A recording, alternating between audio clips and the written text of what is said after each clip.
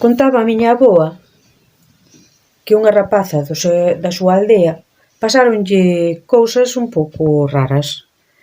Por exemplo, pois que unha noite empezoulle a petar unha galiña na ventana da súa habitación e claro, ela tiña medo e non sabía que facer, pero bueno, dunha delas abriu a ventana e mirou que era o que petaba. E veu que era unha galiña negra. A galiña meteuselle para a habitación e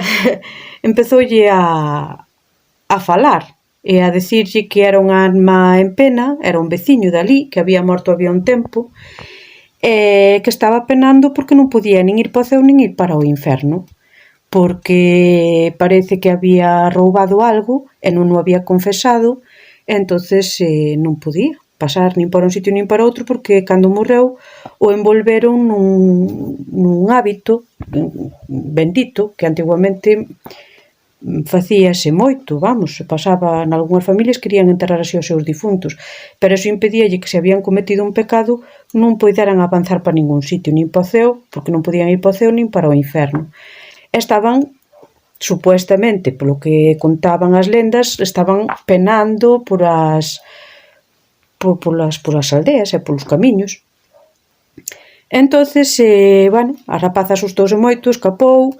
e bueno, a galiña desapareceu. Cando a rapaza volveu, a galiña xa non estaba e bueno, pero durante as noites seguintes a galiña seguíaselle aparecendo. Ela non lle abría a ventana, pero seguía petándolle na ventana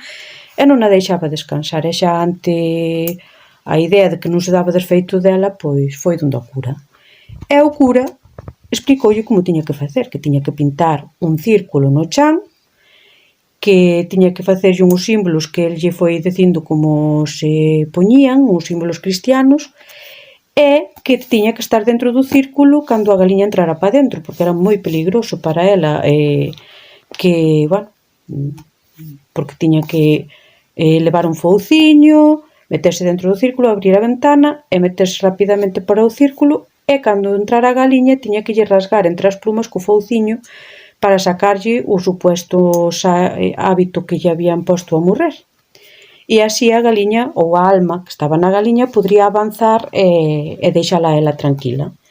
E a rapaza foi o que fixo e, bueno, parece que despois todo foi ben, que a alma desapareceu